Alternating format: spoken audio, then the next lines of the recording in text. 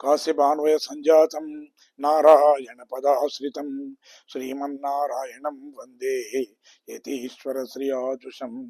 అస్మద్ గురుభ్యో నమః. వృచ్చికే రేవతీ జాతం కృష్ణమార్య గురోసుతం శ్రీనివాస కృపాపాత్రం వెంకటార్య గురుం భజే. అస్మత్ పరమగురుభ్యో నమః. గార్గేయాన్వయ సంజాతం వెంకటార్య గురోస్తుతం వరదాచార్య సశిష్యం రామాచార్య గురుం భజే. అస్మద్ పితృభ్యో నమః. శ్రీమతే రామానుజాయ నమః. శ్రీమన్నారాయణ చరణౌ శరణం ప్రపద్యే. శ్రీమతే నారాయణాయ నమః.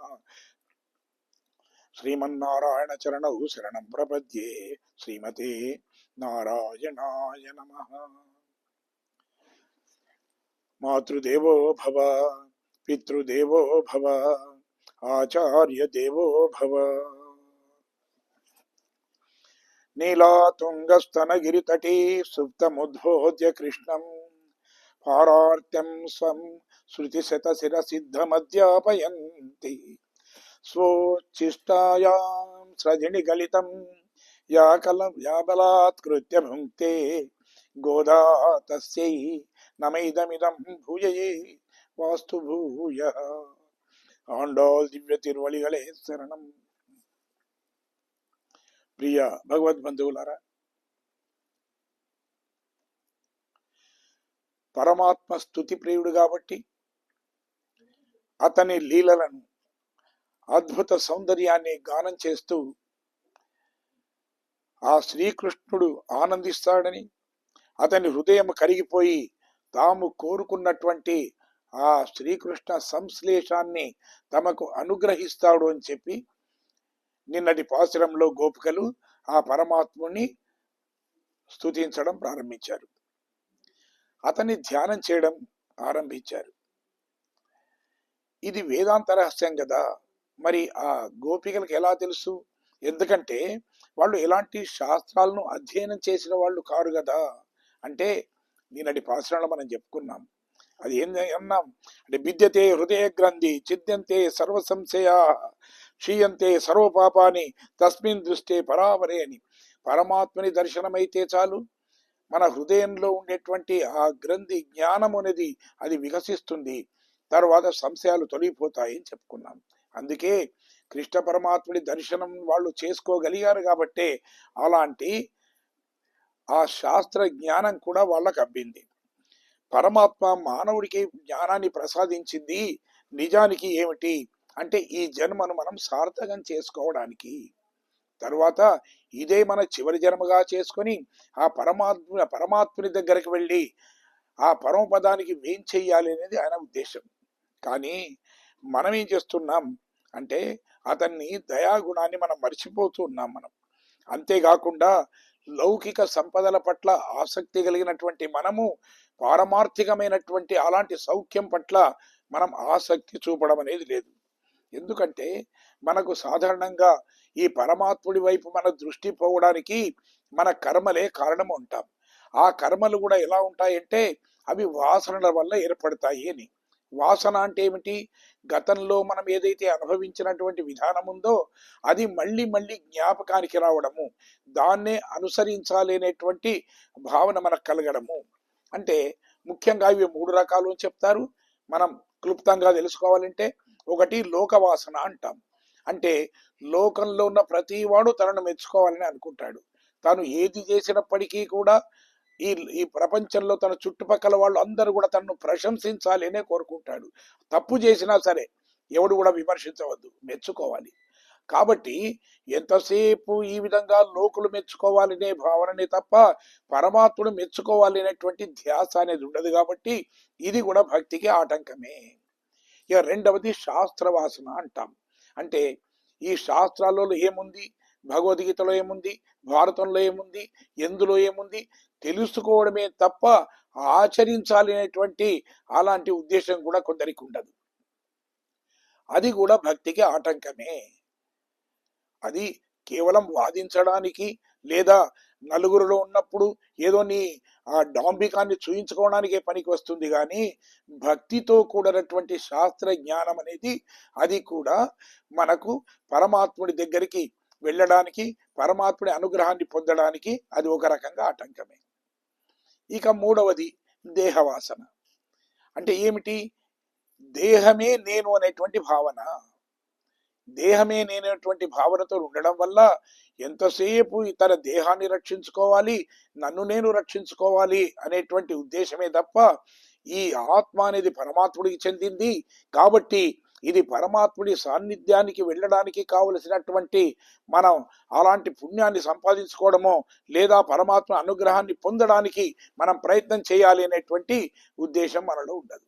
కాబట్టి ఇలాంటి ఈ మూడు వాసనల వల్ల మనకేమిటి అంటే పరమాత్ముడు ఇలాంటి మానవ జనం మనకు ప్రసాదించినప్పటికీ కూడా దాన్ని మనం సద్వినియోగం చేసుకోలేకుండా పోతున్నాం. మనం ఎంతసేపు మనం ఈ లోకంలో గొప్పవాళ్ళమని, కీర్తివంతులమని, అందరికన్నా ఉన్నతులమని, ఎదుటివాడు ఏదో తప్పు చేస్తున్నాడు అని, నేను ఒక్కనే నిజాయితీగా ఉన్నానని ఇలాంటి అభిప్రాయాలతోని ఎంతసేపు మనం మన ఈ లోకము, మన చుట్టుపక్కల ఉండే విధానము ఇవే తప్ప పరమాత్ముడి విషయాన్ని మనం ఆలోచించకుండా మనం ఉంటున్నాం. ఇది కానీ ఒక్కటి, పరమాత్ముడు నువ్వు ఏది కోరుకుంటే అది ఇస్తాడు. పరమాత్ముడి దగ్గర ఎక్కడ కూడా ఆయనకు లోభత్వం అనేది లేదు. ఆయన చాలా ఉదారుడు. ఆయన నువ్వు ఏది కోరుకుంటే అది ఇస్తాడు. కానీ నీవు కోరే కోరికలు ఎలా ఉంటాయి అంటే నీ కర్మను అనుసరించి కోరికలు ఉంటాయి. నీకేది ప్రాప్తమో అదే నువ్వు కోరుకుంటావు.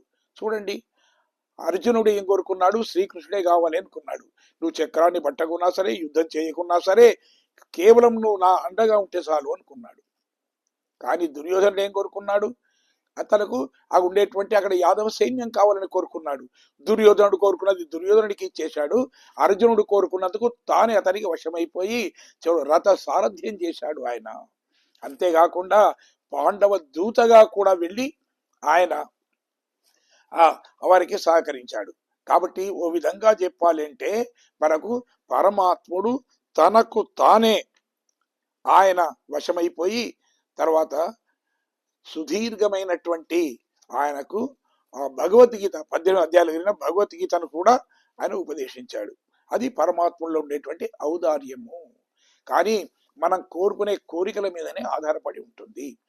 అది అంటే మనం ఒకవేళ పరమాత్ముడు మనకు కనిపించినా మనం కోరుకునే కోరికలు ఎలా ఉండాలి అంటే అది లోక కళ్యాణానికి ఉపయుక్తమైనవి ఉండాలి. అంతేగాని స్వార్థపూరితమైనటువంటి కోరికలను కోరుకొని పరమాత్ముడు నా కోరికలు తీర్చడం లేదు అనుకోవడం సరైంది కాదు. ఒక్కోసారి దానివల్ల అనర్థాలు కలుగుతాయట. మన పెద్దలు చెప్తుంటారు. ఒకసారి చీమ అనుకుందట, ఏంటి అసలు ఈ లోకంలో పాములను చూస్తే భయపడుతున్నారు, తేళ్లను చూస్తే భయపడుతున్నారు, నన్ను చూసి ఎవరు కూడా ఏం భయపడడం లేదు కదా, కాబట్టి నన్ను చూసి కూడా లోకులందరూ భయపడాలి అంటే, ఈ మానవులు భయపడాలి అంటే ఏం కావాలి? నేను కుట్టగానే వాళ్ళు చావాలి. అలాంటప్పుడు ఏమవుతుంది? అప్పుడు నన్ను చూస్తే భయపడతారు అనుకుందట. అనుకొని సరే అది తపస్సు మొదలుపెట్టింది. బ్రహ్మదేవుడు ప్రత్యక్షమై అడిగాడు, నీకేం కావాలి అని. కానీ కర్మ అదేమంది అది అడగడం? నేను కుట్టగానే చావాలి అంది. అంటే దాని ఉద్దేశంలో తాను కుడితే మానవుడు చావాలి అని. కానీ అది అడిగింది ఏమిటి? నేను కుట్టగానే చావాలి అని. అందుకనే చీమ కుట్టగానే వెంటనే కుట్టి దాన్ని నలిపేస్తారు మానవులు. అంటే అందుకని మనం కోరే కోరికలు పరమాత్ముడి దగ్గర కూడా అది లోకానికి క్షేమం కలిగించేటివై ఉండాలి, ఇతరులకు బాధాకరమైనవి కాకుండా ఉండాలి, తనకు మేలు కలిగేగా ఉండాలి. ఇలాంటి కోరికలు మనం కోరుకోవాలి అంటాడు. అంటే నిజానికి భగవంతుని సంబంధం కలిగిన వాళ్ళకి అంటే భగవత్ సంబంధం ఎవరిలోనైతే ఉంటుందో అలాంటి వాళ్లకు నిజానికి ఎప్పుడు కూడా అహంకారం అనేది ఉండదు. వాళ్ళు నిరంతరం కూడా దాసులుగానే ఉంటారు. అంటే పరమాత్ముడు గొప్పవాడు, నేను అతనికి దాసుని అనేటువంటి భావననే ఉంటుంది, కానీ నేనేదో గొప్పవాడిని అనేటువంటి అహంకారం అతనిలో ఉండదు. మనం రామాయణాన్ని చూస్తే కూడా మనకు అదే కనిపిస్తుంది. లక్ష్మణుడు అంటాడు, అహమస్యావరో భ్రాత గుణైర్దాస్యముపాగత అంటాడు. అంటే జన్మత నేను అతనికి తమ్ముణ్ణి, కానీ ఆ రామచంద్రుడి గుణాలను చూసిన తర్వాత నేను అతనికి దాసుణ్ణి అంటాడు. అలాగే మరి పోనీ ఈయనంటే తమ్ముడు కాబట్టి అన్నాడేమో, మరి సుగ్రీవుడు కూడా ఏమంటాడు అంటే ఎప్పుడైతే వీళ్ళు ఆ లంకా నగరంలో ప్రవేశించిన తర్వాత ఈ రావణుని యొక్క సైన్యాన్ని పరికించడానికి అక్కడ ఉండేటువంటి ఆ త్రికుణ పర్వతం మీద ఎక్కి చూస్తున్నప్పుడు ఎదురుగా అదే సమయంలో రావణుడు కూడా తన అంతఃపురంలో ఉండేటువంటి ఒక పెద్ద భవనం మీద నిలబడి చూస్తున్నాడట. అతన్ని చూడగానే ఆంజనేయుడికి ఒక్కసారి ఆవేశం వచ్చింది. వచ్చేసి తర్వాత ఆ పక్కనే ఉన్నటువంటి సుగ్రీవుడు గమనించాడు. ఆ విషయాన్ని గమనించి అనుకున్నాడు, నేనుండగా ఆంజనేయుడు ఏమిటి అని వెంటనే సుగ్రీవుడు తానే మొదలుగా ఒక్కసారిగా ఆ దుమికాడట. దుమికి ఆ భవనం మీద ఉండేటువంటి ఆ రావణాసురుడితో యుద్ధం మొదలు పెట్టాడు. పెడుతుంటే ఇద్దరు ఊర్లోళ్ళు చాలా మర్దించుకున్నారు వాళ్ళు. అయితే ఈ ఆంజనేయుడు దెబ్బను చూచిన తర్వాత ఆయన రావణుడు అన్నాడట, ఎవడివయ్యా నువ్వు అన్నాడట. అంటే ఆయన ఏమంటాడు అంటే, లోకనాథస్య రామస్య స్నేహ దాసోస్మి రాక్షస అంటాడు.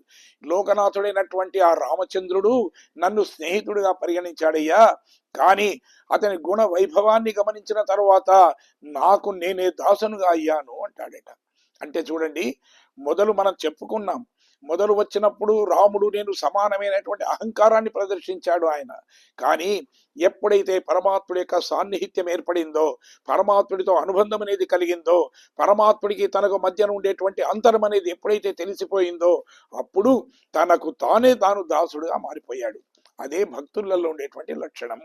నిజమైన భక్తి కలిగిన వాడికి ఎంతటి ఉన్నతమైన స్థానంలోనికి వెళ్ళినప్పటికీ కూడా అతనిలో అహంకారం అనేది అలా ఎప్పుడు కూడా మనకు కనిపించదు. అలాగే శ్రీదేవి అంటే లక్ష్మీదేవి కూడా మన జీవకోటి లోపల ఒకరే. ఆమె కూడా ఏం చేస్తుంది, స్వామిని ఆశ్రయిస్తుంది. అంటే మనను ఆశ్రయింపజేసుకుంటుంది, మనతో పాటుకు వెళ్ళి స్వామిని ఆశ్రయిస్తుంది. అదేవిధంగా అసలు అతని యొక్క దివ్యత్వం అంటే ఆ అమ్మలో ఉండేటువంటి ఆ దివ్యత్వం వల్ల ఆమె ఏం చేస్తుంది అంటే, మనము చేసేటువంటి పాపాలు ఏవి కూడా పరమాత్ముడి దృష్టిలోకి వెళ్లకుండా తన ఉండేటువంటి అనునయంతో పరమాత్ముని తన వైపు ఆమె తిప్పుకుంటుందట. కానీ మనం చేసిన ఏ చిన్నపాటి పుణ్యం ఉన్నప్పటికీ కూడా అది పదంతలుగా కనిపించేట్టుగా ఆ స్వామి వారి హృదయంలో మన పట్ల అనురాగం కలిగేట్టుగా, మన పట్ల అనుగ్రహం కలిగేట్టుగా ఆమె ఆ విధంగా చేస్తుందట. అందుకే ఆమె చేసేదాన్ని మనం ఏమంటాం అంటే పురుషకారము అంటాం. అంటే మనతో పాటుగా ఆమె కూడా ఆశ్రయిస్తుంది. ఆమె తిరుప్పావైలో మనం 18వ పాసురంలో నీలాదేవిని ప్రార్థించారు గోపికలు. నీలాదేవి అంటే కూడా ఏమిటి, సాక్షాత్తు లక్ష్మీదేవే. నీలాదేవి ఎవరో కాదు, సాక్షాత్తు లక్ష్మీ అవతారమే. ఆ అమ్మ పురుషకారానికి కూడా మరొక పేరుంది, చెప్తారు. ఏమిటి, కన్నదివత్త పురుషకారం అంటారు. అంటే లోటు లేనటువంటి పురుషకారం అంట. ఆమె ఏం చేస్తుంది, ఇంకెవరైనా చెబితే అసలు పరమాత్ముడు వింటాడో లేడో కానీ లక్ష్మీదేవి చెప్తే మాత్రం తప్పకుండా వింటాడట. ఆమె అన్నది అంటే ఇక దానికి మాత్రం ఎదురు ఉండదట, అలా వింటాడట.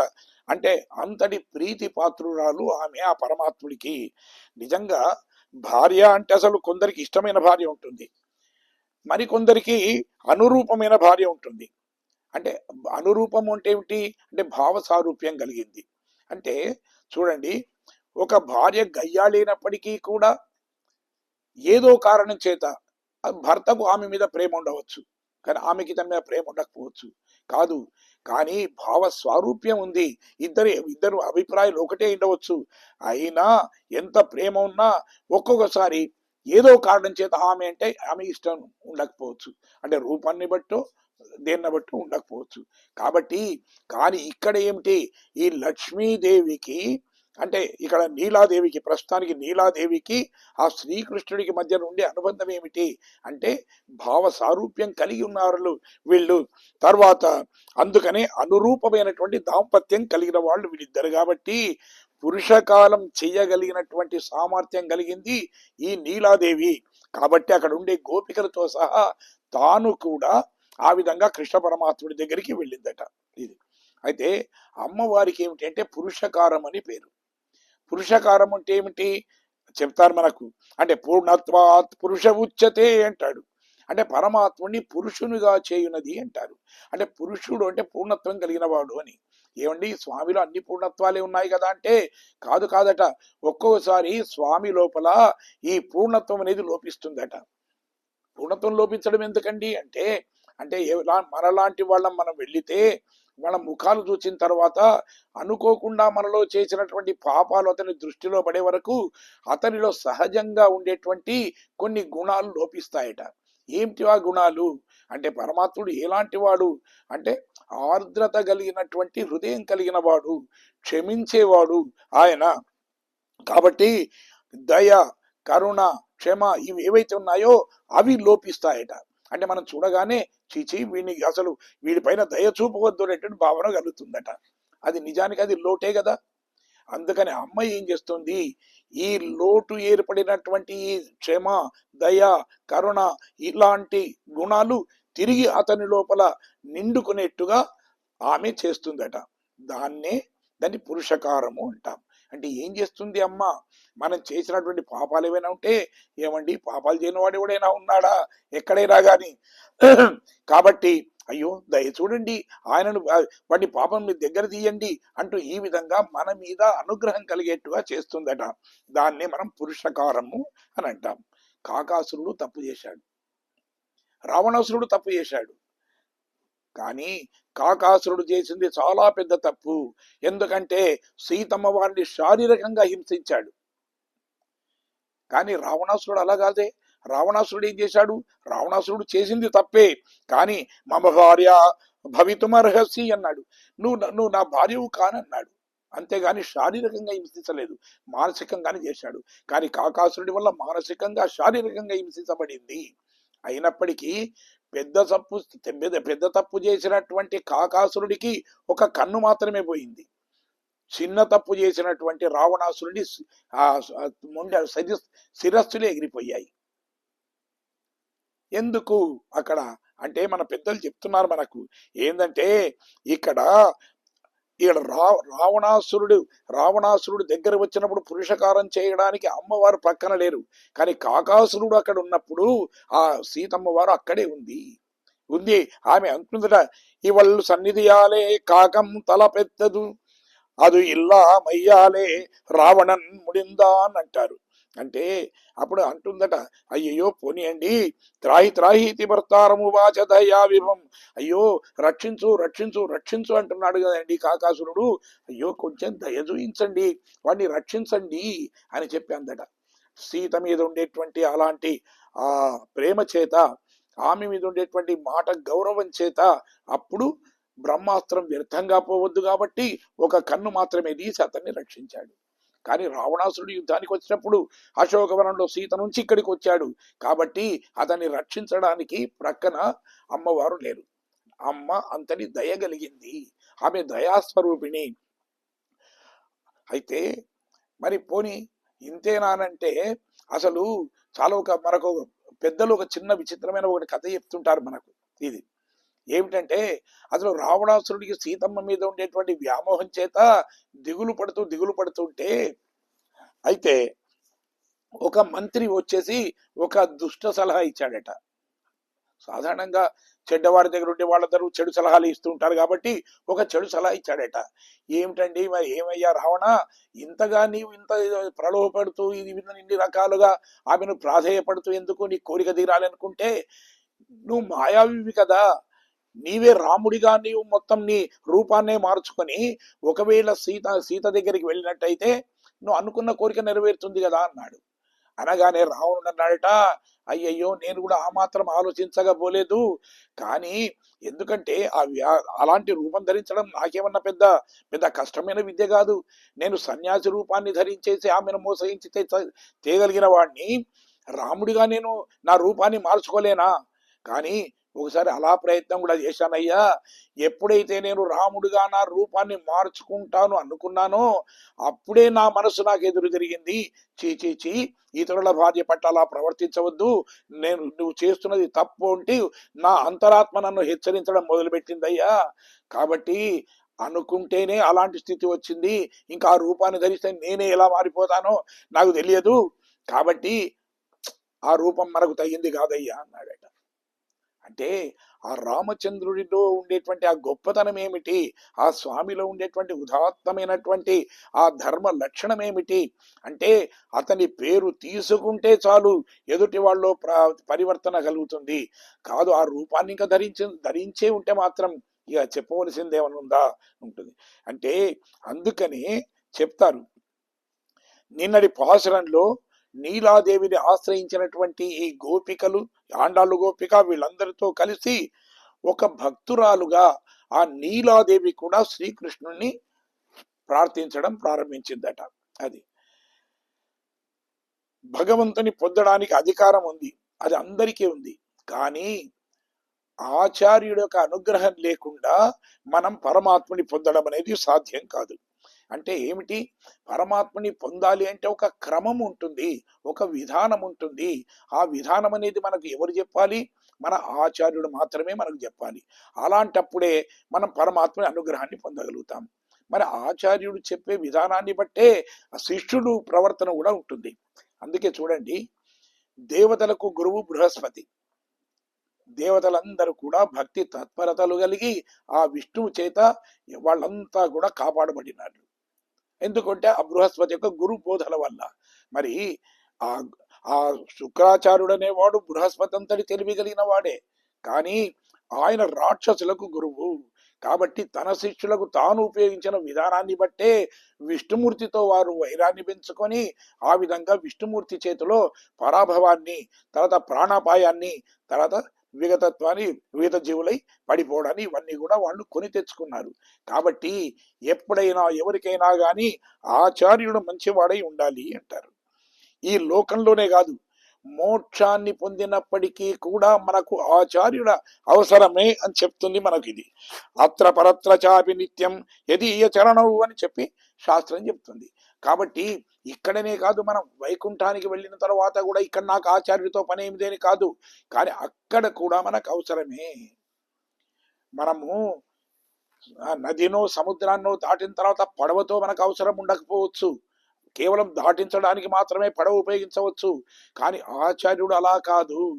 అంటే అక్కడికి వెళ్ళిన తర్వాత కూడా తిరిగి ఈ లోకానికి మనం రావడానికి అవకాశం లేనప్పటికీ కూడా, కానీ అక్కడ కూడా ఆచార్యుడి యొక్క అనుగ్రహం అనేది తప్పనిసరిగా ఉండవలసిందే అని మనకు శాస్త్రం చెప్తుంది. అసలు గురువు గారు మనలాగే ఉంటారు. గురువుగారు ఏదో ఆ చిత్ర విచిత్రమైనటువంటి రూపాలతోనో మరో రకంగానో ఉండరు వారు చూడడానికి. కానీ మనం చూసేది బాహ్య రూపాన్ని కాదు, అతనిలో ఉండేటువంటి అంటే ఆ రూపాన్ని కాకుండా కారణ తత్వాన్ని గ్రహించగలగాలి.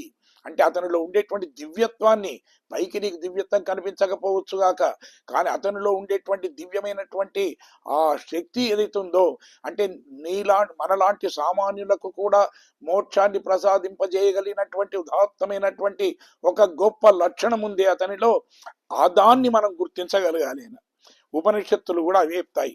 అంటే దైవాన్ని విగ్రహంగానో, ఆచార్యులను ఏదో సామాన్యమైనటువంటి మానవులుగానో చూపించడం అనేది సరైనది కాదు అంటారు. ఎలా చేయాలి అంటే, ఎవరైనా మనకి ఎదురు పడాలనుకోండి, ఎదురు పడ్డప్పుడు మనకి ఏమవుతుంది అంటే, అలాంటి వ్యక్తి మీద చూడగానే మనకు మొదటే వాళ్ళ మీద పెద్ద అభిప్రాయం అంటూ కలగేదో సామాన్యులే అని మనం అనుకుంటాం. అంటే చులకన భావం కలుగుతుంది. అంటే మన కంటికి కనబడేటువంటి ఏదైనా ఉంటే దాని మీద మనకు అంత గొప్పగా ఏముండదు, కానీ మన కంటికి కనబడని దానికోసం మనం ఇక్కడ వెంపర్లాడుతూ ఉంటాం. అయ్యో అది కావాలి అంటాం. ఎదురుగా ఉంటే దాని విలువ అనేది అంతగా మనం గ్రహించలేకపోతాం. అందుకే చూడండి, శ్రీకృష్ణుడు ఈ లోకంలో జన్మించిన తరువాత బ్రహ్మదేవుడు అంతటి వాడికి కూడా ఒక్కోసారి అలాంటి భావన కలిగి ఓ రోజున గోవులను మాయం చేయడము, మళ్ళీ కృష్ణుడు ఆ రూపాల్లోనే ఉండడము, ఆ తర్వాత బ్రహ్మదేవుడికి గర్వభంగమైపోయి ఆ జ్ఞానోదయమై వచ్చి మళ్ళీ కృష్ణుడికి శరణాగతి కావడం అనేది మనం గతంలో విన్నాం. కాబట్టి ఎదురంగా కనిపించిన వాడు పరమాత్ముడు అనేటువంటి భావన బ్రహ్మదేవుడంతటి వాడికే లేనప్పుడు ఇక మనమైతే సామాన్యులం కదా.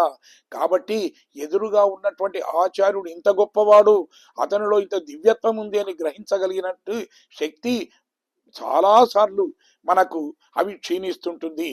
అందుకనే ఆండాళు తల్లి మనకు ఈ విషయాన్ని చెప్తూ అంది, కేవలం ఇది ఇది విగ్రహమైనటువంటి భావనతో మనం ఉండరాదు.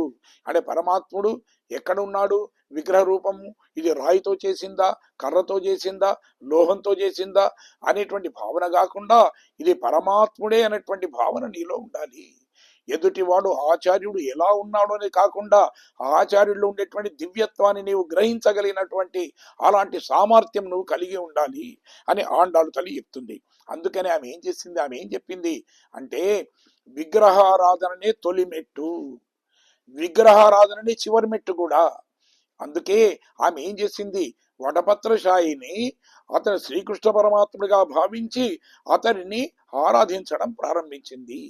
తర్వాత మళ్ళా రంగనాయకుడి లోపల శ్రీరంగనాథుడి యొక్క చరణాలలోనే ఆమె అందులో ఆమె అందులోనే ఆమె లీనమైపోయింది. ఆమె అది అంటే ఏమిటి అంటే విగ్రహం అనేది కేవలం మనం కంటికి కనిపించేటువంటి ఒక అచేతనమైనటువంటి వస్తువు కాదు. అది అందులో పరమాత్ముడు, సాక్షాత్ పరమాత్ముడు ఉన్నాడు అనేటువంటి దృఢమైనటువంటి విశ్వాసాన్ని కలిగి ఉంటే పరలోకంలో ఉండేటువంటి వాసుదేవుడు, పరవాసుదేవుడు ఎంత శక్తి కలిగిన వాడో నీ ఇంట్లో ఉన్నటువంటి చిన్న విగ్రహంలో అయినా కానీ ఉండేటువంటి పరమాత్ముడు అంతటి శక్తి కలిగిన వాడే అని చెప్పి మనకు అమ్మ ఆ విధంగా నిరూపించింది. అంటే విగ్రహంలో అయినప్పటికీ లేదా ఆచార్యుల్లో గాని పూర్ణత్వాన్ని దర్శించగలిగినప్పుడే అది నిజమైన భక్తి అని చెప్పి మనం చెప్తాం. అలాంటి వాళ్ళే ధన్యులవుతారు. అయితే నిజానికి చెప్పాలంటే రూపు మారినంత మాత్రాన పరమాత్ముడి యొక్క విలువ మారదు. బంగారం ఉంది అనుకుందాం, బంగారాన్ని ఒక నగగా చేయిస్తే బంగారం విలువ తగ్గుతుందా? తగ్గదు కదా. అలాగే పరమాత్ముడు కూడా ఈ లోకానికి వచ్చి ఒక సామాన్యమైన రూపంలో మనకు కనిపించినంత మాత్రాన అతనిలో ఆ వైకుంఠంలో ఉన్నప్పుడు ఎంతటి దివ్యత్వం ఉందో ఆ దివ్యత్వం అనేది ఎక్కడ కూడా అది ఎక్కడ లోటు అంటూ ఎక్కడ రాదు. అందుకనే ఇక్కడ ఆండాళ్ళ తల్లి మనకు చెప్పిన విషయం ఏమిటి, మరొకటి ఇంట్లో ఉండే అంతరార్థాన్ని కూడా మనం గ్రహించాలి. ఈ ఆండాళ్ళమ్మ ఏం చేసింది, విల్లిపుత్తూరులో ఉండేటువంటి వటపత్రశాయిని ఆమె ప్రార్థించింది, ఆమెను కొలిచింది, శ్రీకృష్ణుడిని వలచింది.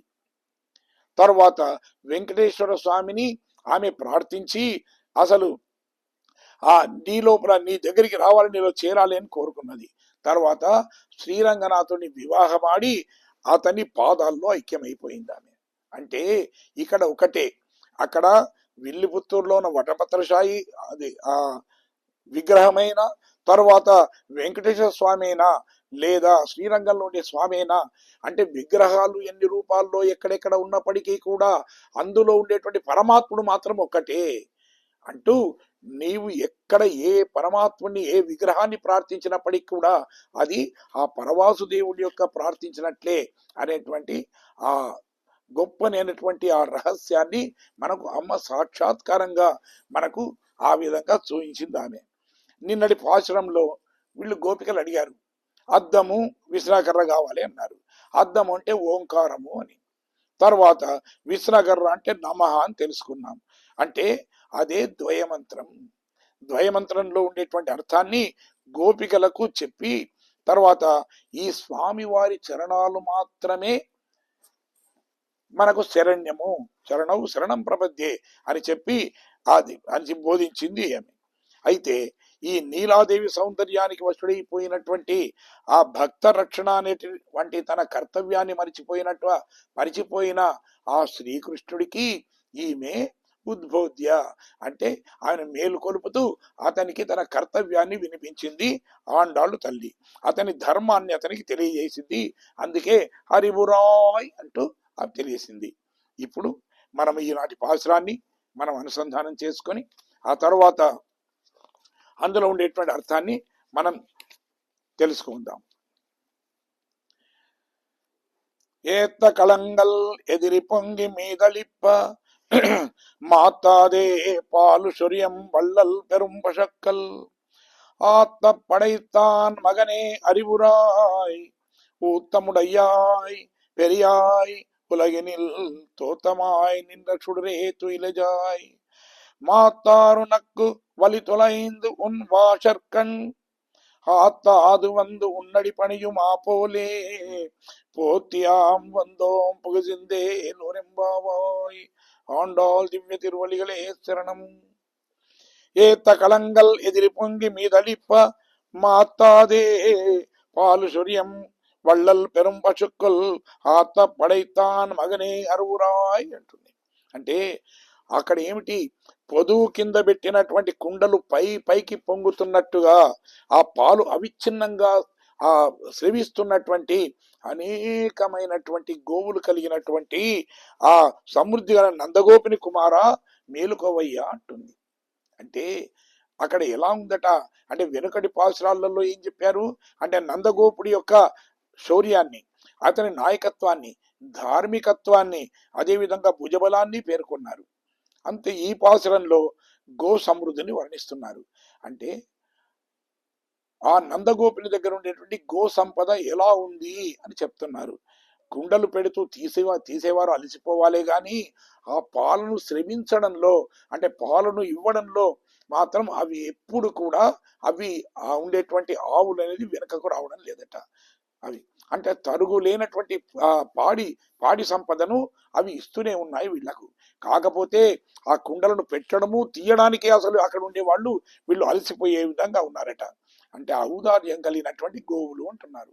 ఎందుకంటే అసలు ఆ కృష్ణుడి యొక్క కరస్పర్శతో పెరిగినాయి కాబట్టి, కృష్ణుడే ఔదార్యం కలిగిన వాడు కాబట్టి అతని ఔదార్య లక్షణాలు వీటికి కూడా వచ్చాయి అని చెప్పి ఆ విధంగా చెప్తున్నారు. అంటే గోవుల మందరం లెక్కించలేము అంటున్నారు. ఎన్ని ఉన్నాయి లెక్కించడం కష్టమట. ఎందుకంటే పరమాత్ముని గుణాలను లెక్కించడం కానీ, అవతారాలను లెక్కించడం కానీ, ఈ మానవులను అంటే మన యొక్క జన్మలను లెక్కించడం కానీ, సముద్రంలో ఉండేటువంటి రత్నాలను లెక్కించడం కానీ, లేదా ఈ సంసారులు చేసేటువంటి పాపాలను లెక్కించడం కానీ ఎలా సాధ్యం కాదో, అలాగే ఆ నందగోపుని దగ్గర ఉన్నటువంటి గో సంపదను కూడా లెక్కించడము సాధ్యం కాదు అని చెప్పి మన పెద్దలు దాన్ని వ్యాఖ్యానిస్తూ ఉన్నారు వాళ్ళు. అయితే ఈ పరమాత్ముడికి ఉభయ విభూతులకు అంటే ఏమిటి, ఆయన నిత్య విభూతి అంటాం. అంటే ఆ శ్రీపతి శ్రీమన్నారాయణ ఎక్కడైతే ఆ వేంచేసి ఉంటాడో విరజానదికి ఆవల వైపున ఉన్న అక్కడ దాన్ని నిత్య విభూతి అంటాం. అది ఎల్లప్పుడు ఒకే రకంగా ఉంటుంది. పరమాత్ముడి చేత సృష్టించబడినటువంటి ఏ వస్తువు కూడా ఎక్కడ ఎలాంటి మార్పు చెందదు.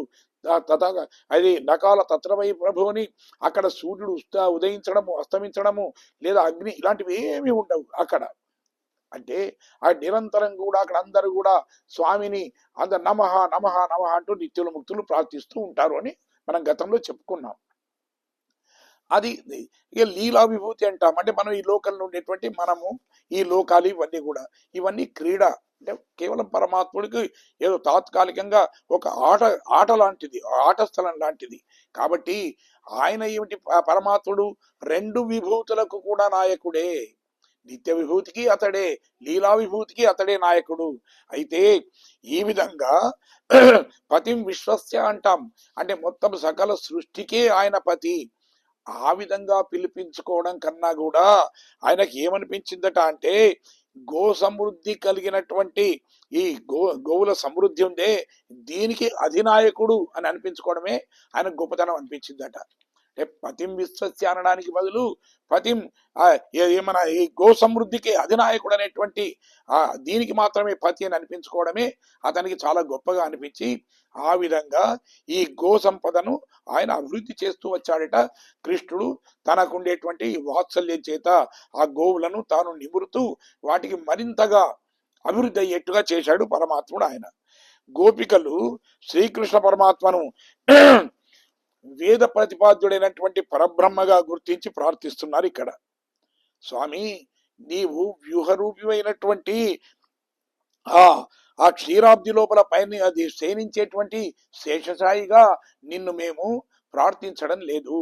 ఎందుకంటే అక్కడ రక్షాపేక్ష ప్రతీక్షతి అని చెప్పి నీవు నిరంతరం కూడా నీ చెవిని ఈ ప్రపంచం వైపు పెట్టి ఎవడు నిన్ను అర్థిస్తాడా, ఎవరిని వెళ్ళి రక్షించాలా అని చూస్తూ ఎవరు ఆర్తితో చేస్తే వాళ్ళ వద్దకు వెళ్ళి నువ్వు రక్షిస్తూ ఉంటావు. అది నీ సహజ లక్షణమే. కానీ నీవు ఎక్కడ అవతరిస్తావో ఎవరిని రక్షిస్తావో కూడా తెలియదు కదా. కాబట్టి అలాంటి రూపాన్ని కూడా మేము ఇప్పుడు నిన్ను అర్థించడం లేదు. అంతేకాకుండా మరి పోని త్రేతాయుగంలో అవతరించినటువంటి రామచంద్రుణ్ణి కూడా, ఆ రూపాన్ని కూడా మేము దాన్ని కూడా ప్రార్థించడం లేదు. ఎందుకంటే వేదవేద్యులైనటువంటి పురోహితులు, మంత్రులు, జ్ఞానులు, వాళ్ళ ఆధ్వర్యంలో ఉండేటువంటి వాడివి కదా అప్పుడు. కానీ అందుకే శ్రీరాముడిగా కూడా నిన్ను మేము ఆశ్రయించడం లేదు. నువ్వు ఏమిటి కోరుకొనకుండానే నీవు మా గొల్లపల్లెకి వచ్చేశావు. మేము ఆశించకుండానే నీలో ఉండేటువంటి ఔదార్యాన్నంతా మా మీద చూపించి నీ భక్త వాత్సల్యాన్ని మా మీద కురిపించడానికే చూస్తున్నావు కదా. కాబట్టి నీవు భక్త సులభుడవు అని చెప్పి గ్రహించి నిన్ను మేము ఆరాధిస్తున్నామే, ఈనాడు నిన్ను ప్రార్థిస్తున్నాము. నీ దగ్గరికి మేము చేరుకున్నాం తప్ప నీవేదో వ్యూహంలో ఉండే స్వామివనో, నీవు లేకపోతే రామచంద్రుల్లా ఉండేవాడు కదా అంటూ అలానో ఆ రూపాలతోనో ఆ గుణాలతోనో అలాంటి విధానాలతోనో మేము నిన్ను అర్థించడం లేదు స్వామి. కేవలం మమ్ములను ఉద్ధరించడానికి ఉద్భవించినటువంటి కృష్ణుడిగా మాత్రమే నిన్ను మేము పూజిస్తున్నాము అంటారు. ఎందుకంటే స్వామి, అసలు ఎవరికైనా కష్టాలు ఎప్పుడు అంటే పరమాత్ముడు మేలుకునే వరకే కదా భక్తులకు కష్టాలు. పరమాత్మ మేలుకున్న తర్వాత కూడా ఇంకా భక్తులకు కష్టాలు ఉన్నాయంటే అది ఎవరికి అవమానం? పరమాత్ముడికి అవమానం కదా. ఒక తండ్రి వెంట కుమారుడు వెళుతూ ఉంటే ఎవడైనా తండ్రి పక్కన ఉండగా కుమారుణ్ణి ఎవడైనా హింసించాడు అంటే ఆ అవమానం ఎవరికి? కన్న కొడుకును కాపాడుకోలేనటువంటి తండ్రికి అవమానం కానీ కొడుకేం అవమానం అది. కాబట్టి స్వామి, నువ్వు ఇంకా మేలుకో, మా కష్టాలన్నీ కూడా తీరిపోవాలి అని చెప్పి అంటారు. అందుకే నందుడే ఆచార్యుడు అని చెబుతూ ఆచార్యుడు అనుగ్రహం వల్ల మాత్రమే పరమాత్ముడు మనను అనుగ్రహిస్తాడు అని చెప్పి ఆండాళ్ళు తల్లి మనకు చెప్పింది. అందుకే ఏమంటారంటే గోవులే వేదాంగాలు అంటారు. మాతాపితృ సహస్రం కంటే అసలు వేదములు వాత్సల్యం కలిగినవి. ఆశ్రయిత్యజాలు చిన్న అయినా పెద్ద అయినా అని మన కష్టాలన్నీ కూడా తొలగించి వేస్తాయి అని చెప్పి మన పెద్దలు మనకు చెప్తున్నారు. అంటే పరమాత్ముడి యొక్క అనుగ్రహం అనేది ఏమిటంటే నదిలో నీళ్ళ లాంటిది, దానికి తరుగు లేదు.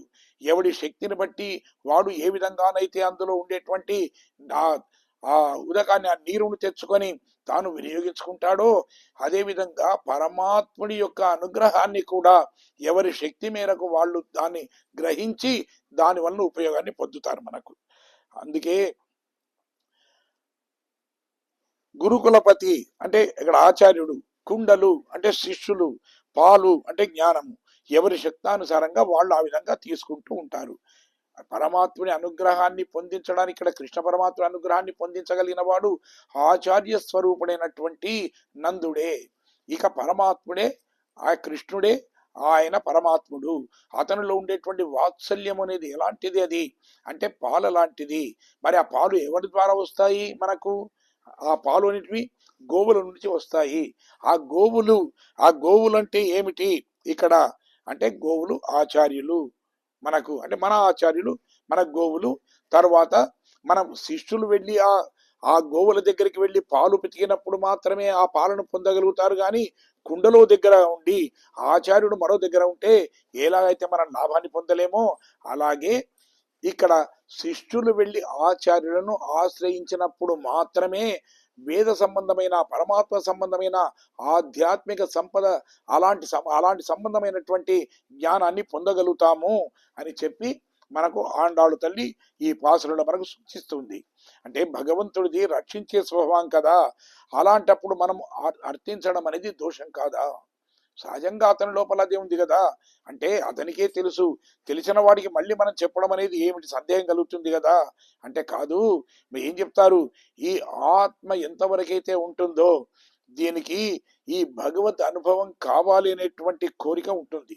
ఇది ఆత్మ సహజ స్వరూపము అంటాం. కోరిక అంటే ఎలా ఉండాలి? కోరిక అనే దానికి ఎందుకు కోరికలు ఉండవద్దు అంటాం, కానీ ఎలాంటి కోరిక ఉండవద్దు? కోరిక అనే దానికి అర్థం ఏమిటంటే ఒకప్పుడు ఉండి మరొకప్పుడు లేకుండా పోయేదాన్నే కోరిక అంటాం. మన కోరికలు అనేకంగా ఉంటాయి. ఇప్పుడు ఒక కోరిక ఉంటుంది, ఆ తర్వాత ఆ కోరిక మారిపోతుంది, మరొక కోరిక వస్తుంది, అది మారిపోతుంది, మరొక కోరిక వస్తుంది.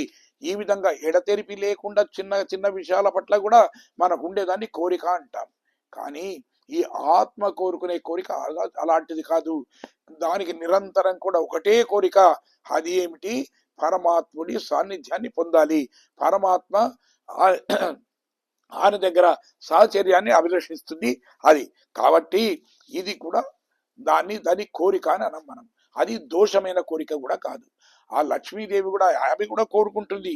ఏది అంటే నిత్యానపాయిని పరమాత్ముడి వెంటనే ఉండాలని కోరుకుంటుంది ఆ అమ్మ. కాబట్టి అది ఆమెది, ఆ కోరిక సమంజసమే. అదే విధంగా అక్కడ ఉండేటువంటి వాళ్ళు వీళ్ళు కూడా నిత్యసురులు కూడా ఏం చేస్తారు? సదా పశ్యంతి సూర్య, పరమాత్ముడి దివ్య రూపాన్ని నిరంతరం చూడాలని వాళ్ళు కూడా కోరుకుంటారు. కాబట్టి ఆ విధంగా పరమాత్మ సంబంధమైనటువంటి ఏదైనా అభిలాషలు మనలో ఉద్భవిస్తే వాటిని మనం సామాన్యమైన కోరికలతో పోల్చడం అనేది సరైంది కాదు. కాబట్టి ఇక్కడ ముఖ్యంగా మనం ఒక్కటి చెప్తాం, అంటే ఇప్పుడు గోవులు కుండలు పెట్టిందే తడువుగా పాలు గుమ్మరించినట్లుగా ఆచార్యులు కూడా ఏమిటి, శిష్యులు వెళ్ళి వాళ్ళను ఆశ్రయిస్తే చాలు, వాళ్ళు అడిగిందే కాదు, వాళ్ళ ఊహకు కూడా అందనటువంటి అనేక గొప్ప గొప్ప విషయాలను ఆచార్యుడు వాళ్లకు ఇగో విను విను అంటూ ఆ విధంగా బోధిస్తూ ఉంటాడు అక్కడ. అందుకే అర్జునుడు ఒకసారి అడిగాడు పరమాత్ముడిని, మరి ఏమిటి అంటే స్వామి ఇదేమిటి అని అడిగాడు. భగవతి చెప్తే ఆయన ఏమన్నాడు? కృష్ణుడు అంటాడు, భూయేవ మహాబాహు అర్జున, ఇది కూడా వినవయ్యా, ఇది కూడా విను విను విను అంటూ ఈ విధంగా సుదీర్ఘమైన 18 అధ్యాయాలు కలిగినటువంటి భగవద్గీతనే బోధించాడు ఆయన. అంతేకాకుండా పరాశర మహర్షి కూడా మైత్రేయుడి యొక్క ప్రశ్నకు జవాబు చెప్తూ చెప్తాడు, ఇదంచ శృణు మైత్రేయ అంటూ ఇది వినవయ్యా ఇది వినవయ్యా అంటూ విష్ణు పురాణమే చెప్పాడు. అది వాళ్ళలో ఉండేటువంటి ఉదారత. వాళ్ళు అడిగినట్టు శిష్యుని యొక్క దైన్యాన్ని చూసిన తర్వాత వాళ్ళకు చెప్పకుండా ఉండలేనటువంటి ఒక ఉన్నతమైనటువంటి మహోన్నతమైనటువంటి అలాంటి లక్షణం కలిగిన వాళ్ళు ఆచార్యులా ఉంటారు. అంతే ఇక్కడ అదే అంటున్నారు, స్వామి నీవు అలాంటి ఉదారత్వం కలిగిన వాడివి, నిరంతరం కూడా భక్తజనులను రక్షించాలి అనేటువంటి ఒక గొప్పనైనటువంటి అన్ని లక్షణం కలిగిన వాడివి కదా. కానీ అంతేకాకుండా నువ్వు అసలు ఏం చేస్తున్నావు? నీ తండ్రి ద్వారా నీకు సంక్రమించినటువంటి ఆస్తిని చూచి దీనజనులను రక్షించాలనేటువంటి విషయాన్ని ప్రక్కన పెట్టి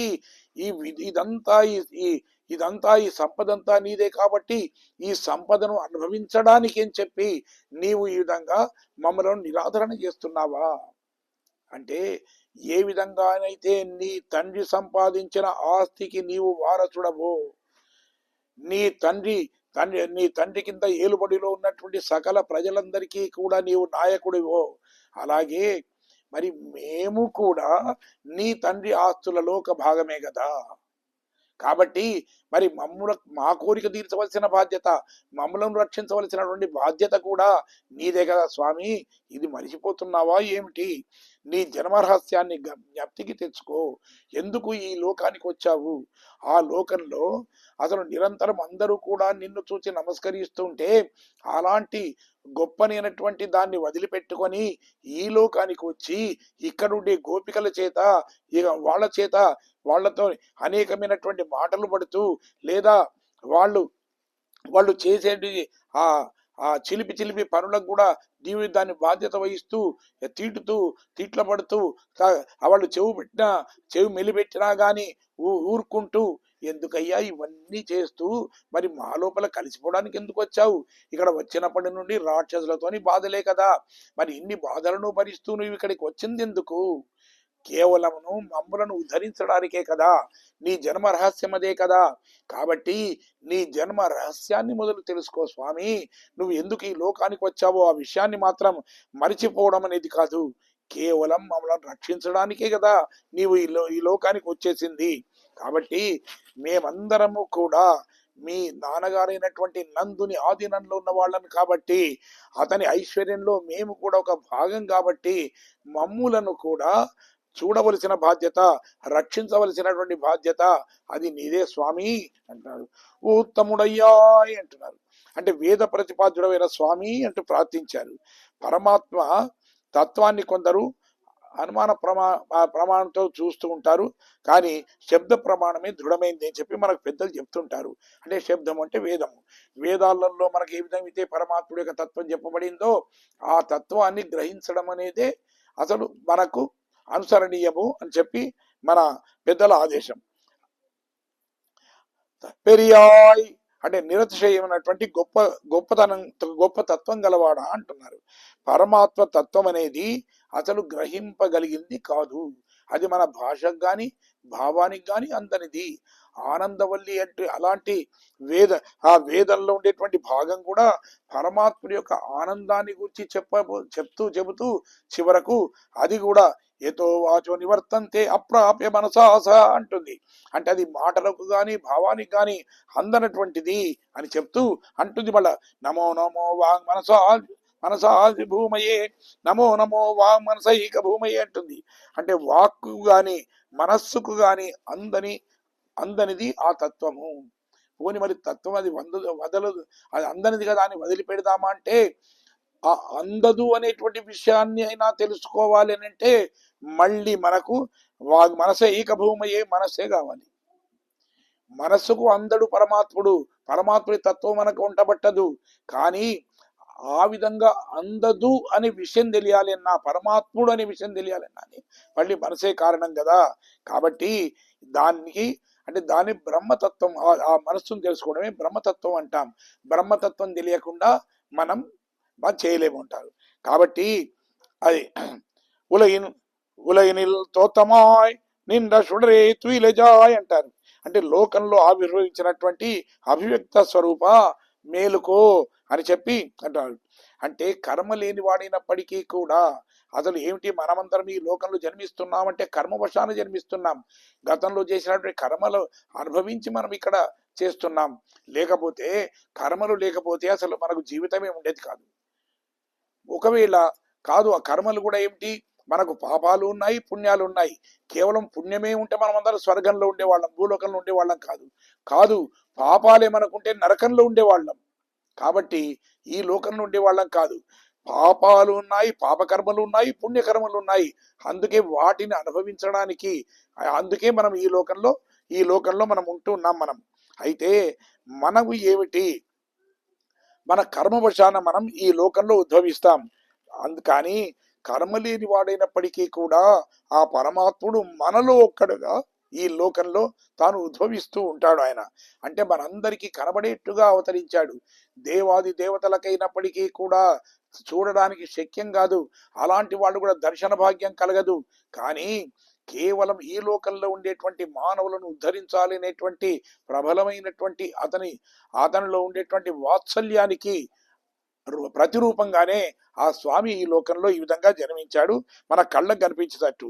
అందుకే ఆయన తోత్తమాయ్ అంటున్నారు. అయితే ఈ ప్రకృతిలో ప్రవేశించిన తర్వాత ఈ జీవాత్మలకు ఏమిటంటే అసలు లోపల ఉండేటువంటి జీవాత్మ స్వయం ప్రకాశం కలిగింది.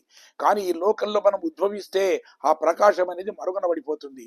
కానీ ఆ స్వామి ఏ రూపంలో ఇక్కడ జన్మించినప్పటికీ కూడా ఆయన ఎక్కడ కూడా అతనిలో ఉండేటువంటి శక్తులు సంకుచితం కావు అవి అని చెప్పి, అందుకే ఓ తేజస్వరూప అని చెప్పి చూడరే అంటూ ప్రార్థిస్తూ ఉన్నారు.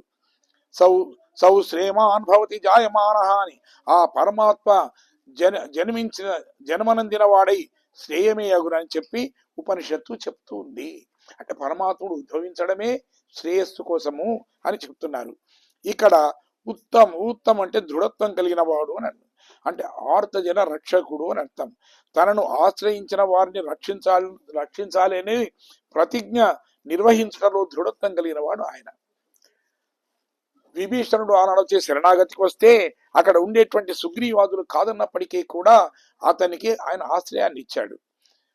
అంతేకాకుండా దండకారణ్యంలో ప్రవేశించిన తర్వాత ఋషులు మునులు వచ్చి వాళ్ళు అర్థిస్తే సీతమ్మ వారు కాదన్నప్పటికీ కూడా అప్యహం జీవితాన్ని చేశామంటూ నా ప్రాణాన్ని వదులుతాను, నిన్ను వదులుతాను, అవసరం లక్ష్మణ్ణి వదులుతాను, కానీ మాట వదలనంటూ వాళ్ళు కోరినటువంటి ఆ కోరికలు వాళ్ళు నెరవేర్చడానికి, వాళ్ళ ఆశయాన్ని నెరవేర్చడానికి ఆ స్వామి ఆ విధంగా ప్రయత్నించాడు. అలాంటి దృఢత్వం కలిగిన వాడు, ఒకసారి మాట అంటే దాని మీద నిలకడగలిగిన వాడు అంటున్నారు.